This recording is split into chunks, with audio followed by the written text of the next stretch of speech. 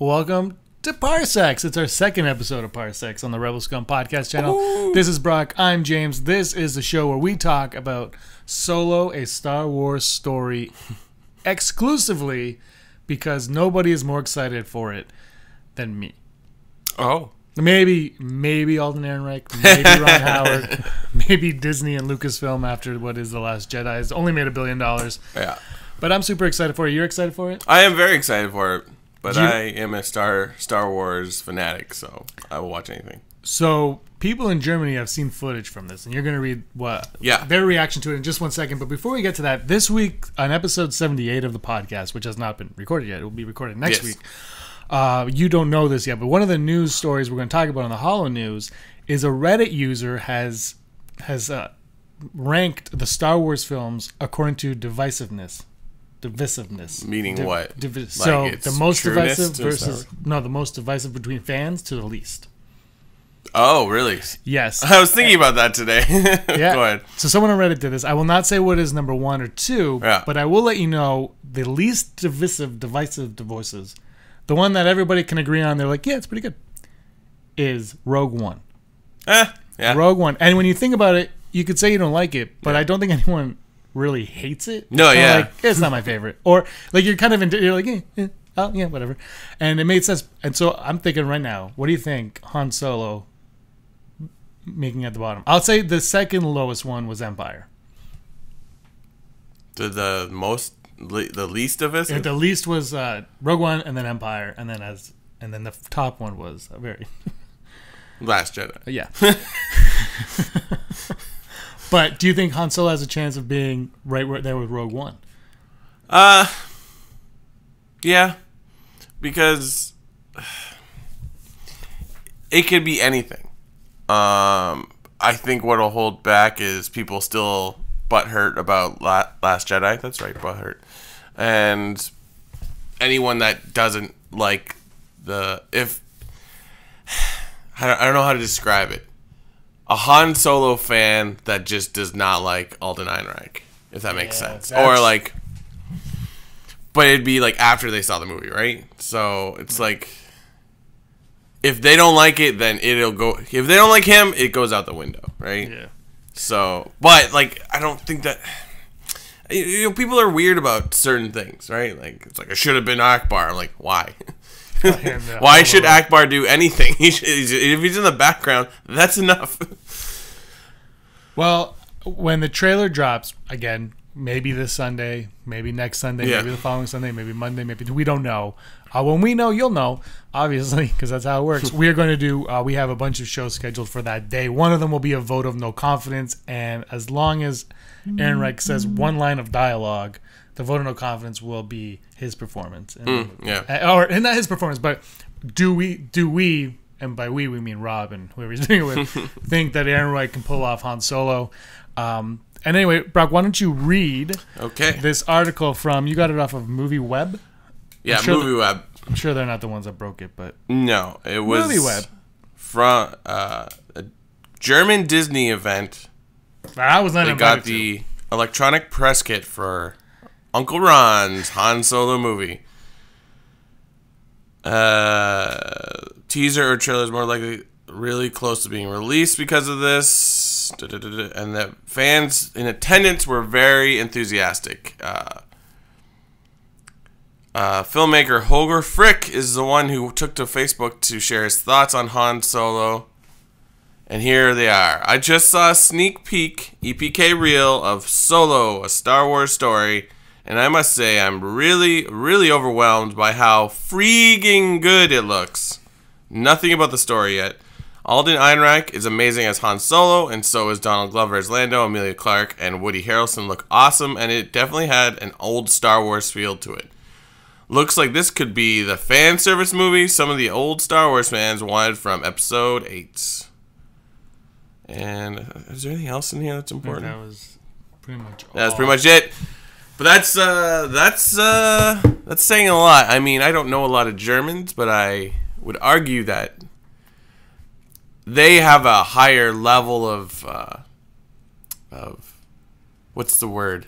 I feel like you have to show them something good. They don't, like, they wouldn't, like, normal American movies, like, dick and fart movies, would not appeal to them. Like, I've read often that they don't understand certain American humor.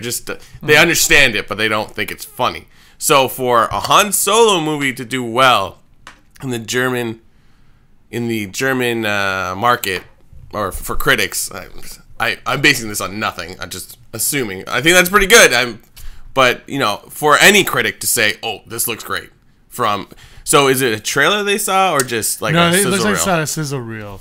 So it's tough to say. I wonder how much dialogue Aaron Reich says, because we talked about it last week. Like, how much is he going to say because that really is the make or break for Han.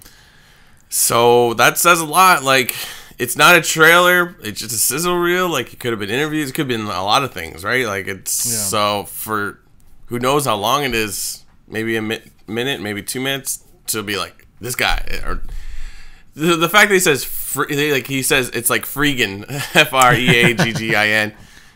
Like, he goes out of his way to like point out how affected he was by this sizzle reel. That's crazy. That's good. Definitely excites me. Yeah. Adds to my excitement. With the synopsis dropping on Tuesday, I haven't seen the Star Wars show from yesterday, so I don't know if they did anything. But with the synopsis on Tuesday, with this leak coming, well, not leak, but this review, whatever, reaction coming today. The trailer's got to be really soon. Like, their marketing is ramped up. Like, this guy doesn't go to Facebook without Disney, Lucasfilm wanting someone to take it somewhere. Yeah, and he's a filmmaker, which it's almost like they're like, that's right. If you like this, post it. Like, it kind of fits in with that. I think they're starting to ramp up. I was talking to somebody the other day, and they're like, Deadpool is going to crush Han Solo. And what's intriguing about the Deadpool move is it moved up, so it doesn't have to compete with Han Solo afterwards.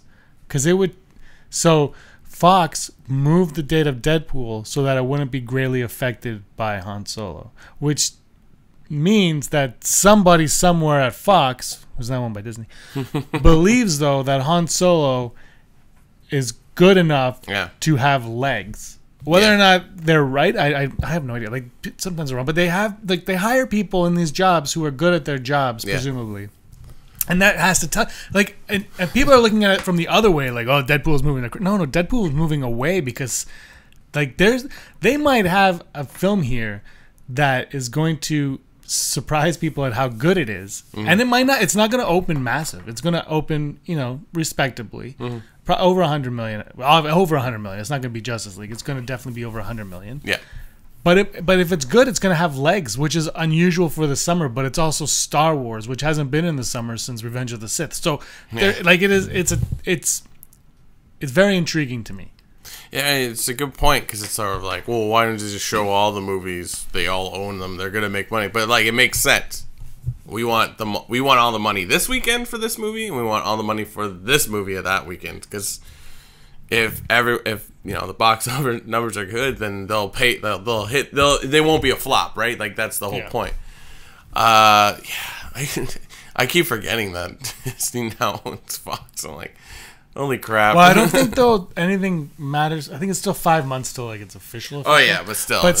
So this Fox move would be separate from the Disney move. But I still think Fox moved Deadpool because somebody in their marketing team or somewhere in there believes that Han Solo has legs. And if Han Solo has legs, and let's say out of the 5 of us here on the channel, that 2 of us go opening night to Han Solo. And then we come up, and I'm like, that was the greatest movie ever made. And you're like, actually, you know what? It's actually really good. You guys should go see it. Yeah. And then the next week, 2 of them go. And then the next week, 1 go. And then we go back. And all of a sudden, Deadpool, which is going to be rated R and is not going to, like, it just can't get the numbers.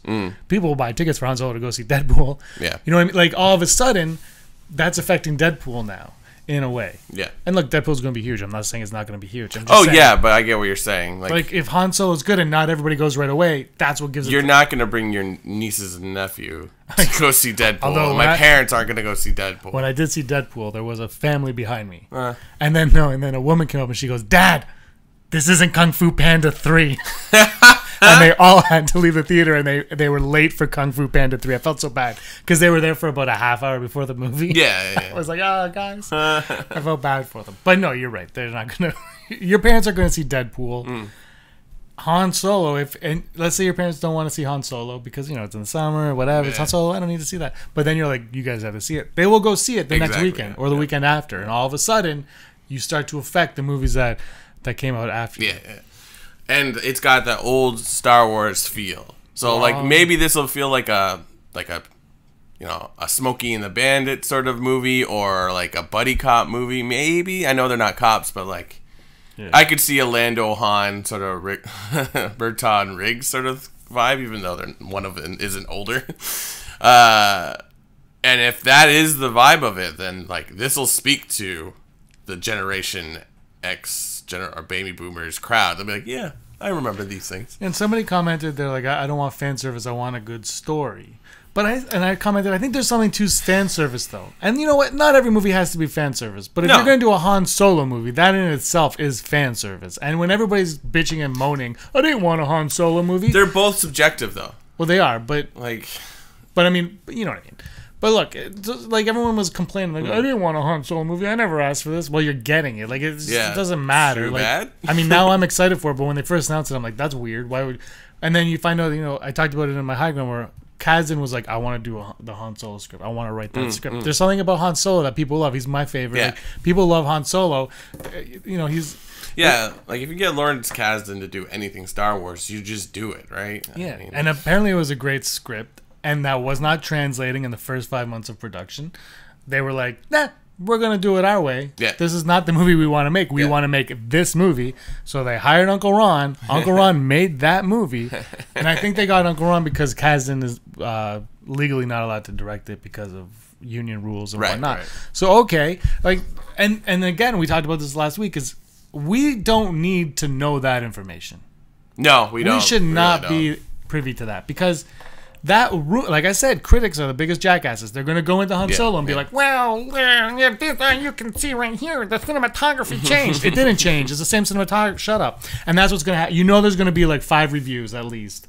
Oh, like for the sure. first week on Rotten Tomatoes where they're like, well, the humor was better in this scene, and this Ron Howard did not capture the essence. But exactly. That's all subjective because you might not like I don't like anime, but there are millions of people that like anime. What? You don't like anime? I do not. I mean, well, I don't hate it. I just don't get it, and that's the thing. Like, you can not like Last Jedi because you're like, well, it's not what I expected. It's like I could watch Princess Mononoke and be like, that's not what I expected. She wasn't a Disney princess at all.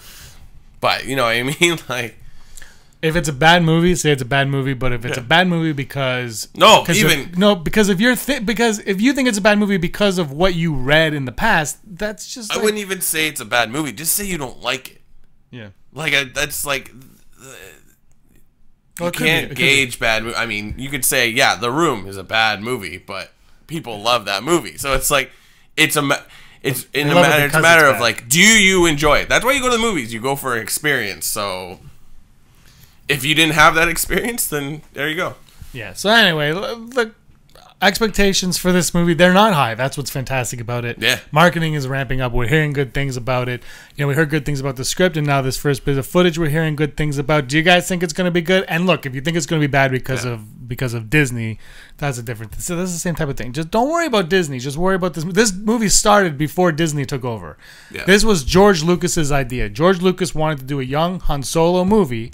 He had a bunch of ideas, and he asked Lawrence Kasdan which one he wanted to write, and Kasdan gravitated towards Han Solo because that was his personal favorite character. And if you're going to believe in a script, believe in it for that reason. Now, the movie might not translate from that script. We'll find out in May, but I can't wait for the trailer. I'm optimistic. Why not be optimistic? Why not? Why not? Like, one guy went out of his way to be like, this is amazing. Like, he didn't have to. I didn't even know there was a German Disney thing. That's the thing. Like, we were talking about, like, when are they going to show a trailer? There's nothing coming up.